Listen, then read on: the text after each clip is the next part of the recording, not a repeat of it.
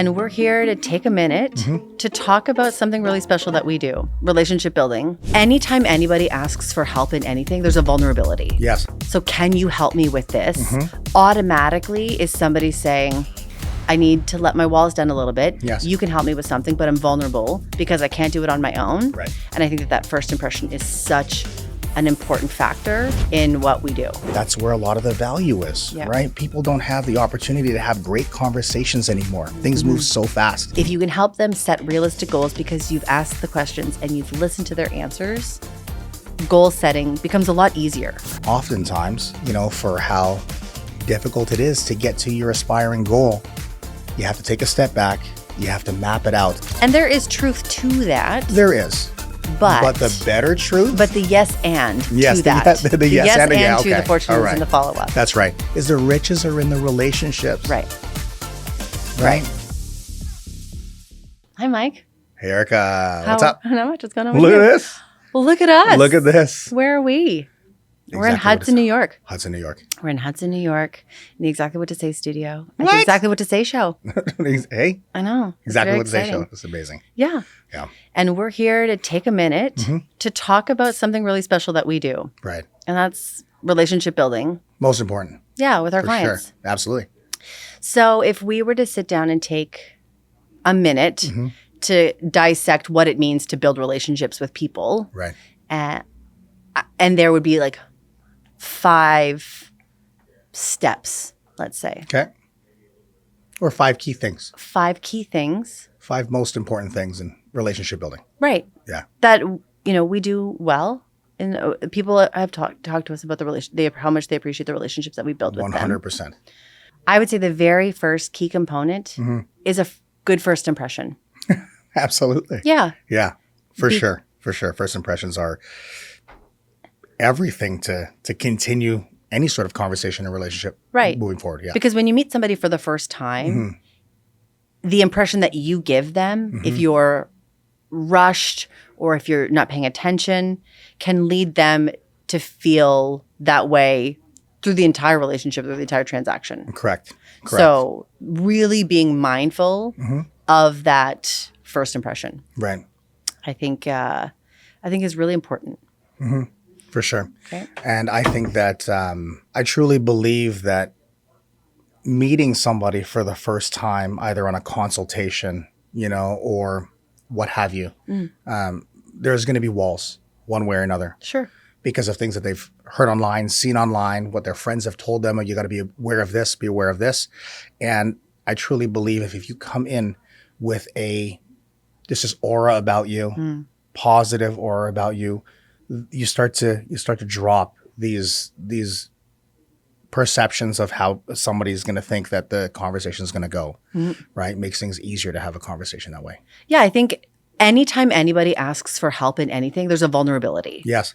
So can you help me with this? Automatically is somebody saying, I need to let my walls down a little bit. Yes. You can help me with something, but I'm vulnerable because I can't do it on my own. Right. And I think that first impression is such an important factor in what we do. Right. Whether we're helping somebody buy or sell a house or we're helping somebody with their, coaching or, the next level of their business, it's all relative. And the thing about us and our personalities whenever we meet anybody is the immediate authenticity. Sure. About who we are. Yeah. Right. We have a different energy when we approach conversations, approach anybody, right? Just a completely different positive aspects about who we are, what they see of us online, on the videos and everything else like that we're doing. Who we are going to meet is exactly who is coming to my front door. Yeah. Who is, saying hello. It's amazing. Yeah. Very important. So I would say that a second component would be slowing down. Yes. We're in such a fast-paced world where it's like go, go, go, go nonstop, whether it's scrolling. And it's not anybody's fault that the world is moving fast. We have to adapt to that pace. But I think that we realize very quickly that if you slow down, what does Phil say? Slow is smooth and smooth is fast. That's right.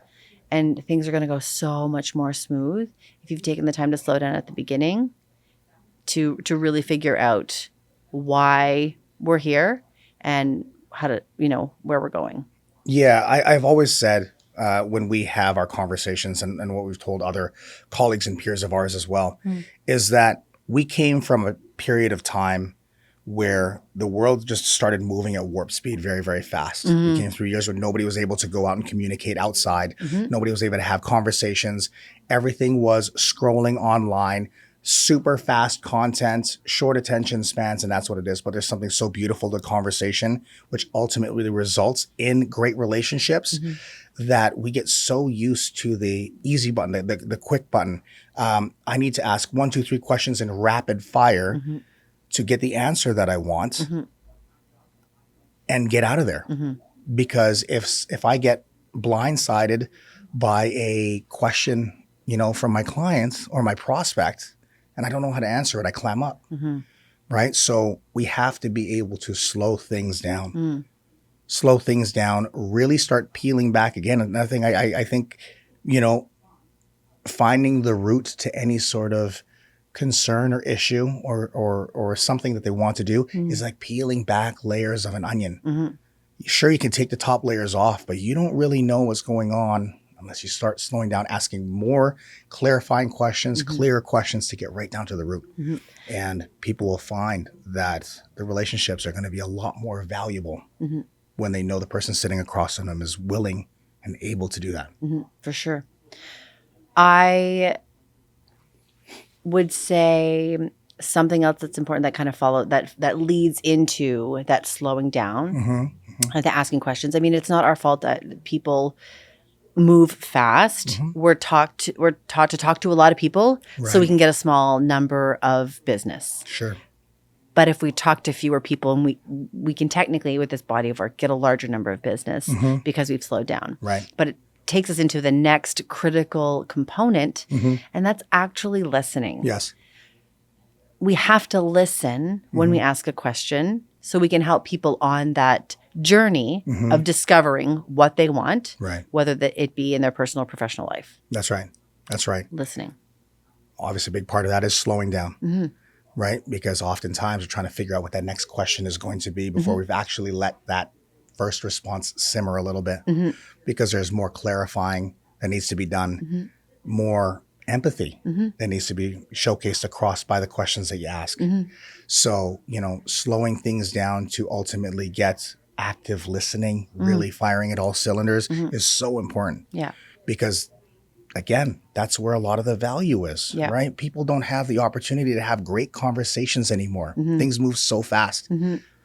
And when you start asking really, really nice questions and people are actually listening, I said this before, is that it's more than just having a conversation, it's carrying the conversation. Right.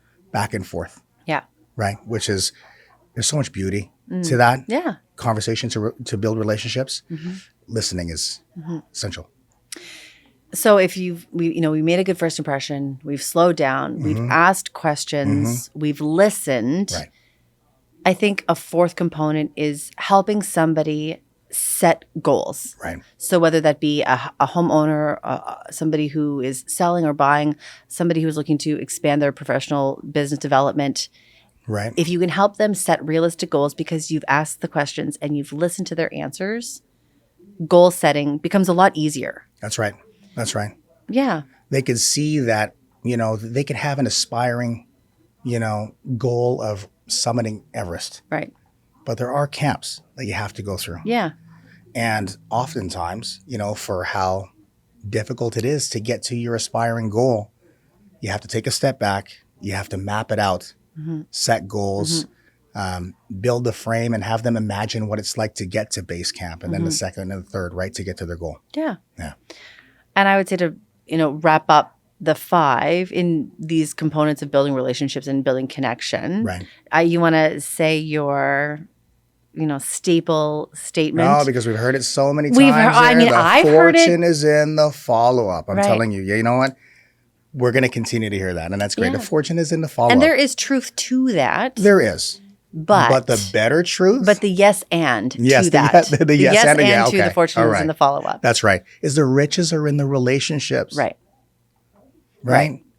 If you're following up just to follow up, Right, no but you haven't relationship taken the building. time to Right. build a relationship. There has to be a reason. There has to be a reason For why your we're follow-up. picking up the phone. Yeah. While we're sending the email. Something a lot deeper to invoke a dialogue between, like back and forth. Yeah. It's like Phil says, like a dance, it's like ping pong. You're not just going to sit there and say, we're going to follow up with 100 people. All of a sudden, this is a really great strategy because there's fortune there, I'm told. Right. Fortune's in the follow-up. So I'm going to follow up with 1,000 people. Right. But if you don't know how to talk to them. If you don't know how to talk to them, if you have no plan about why you're going to be contacting them in the first place, to either rejig, resurge, reignite that relationship that you would have built 6 years ago, but you never really contacted them in the first place. Right. The riches are in the relationships. Yeah, the fortune is in the follow-up. We get that. But in my opinion, my humble opinion, the riches are in the relationships. You're humble. That's my humble opinion. Okay. There good. You go. Well, thanks for hanging out Etch with that me. in stone. I will. I'm sure. Yeah, we'll put it up in our office. Yeah. Yeah. Well, thanks for hanging out. Thanks for the chat. Yeah, likewise.